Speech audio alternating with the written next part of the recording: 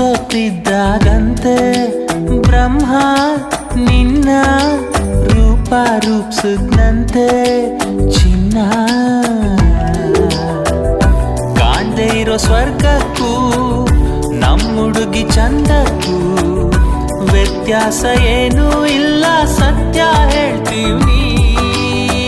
ಭೂಮಿನೇ ತಳ್ಕಂಬಳ್ಕ ಕಾಣ್ತದೆ,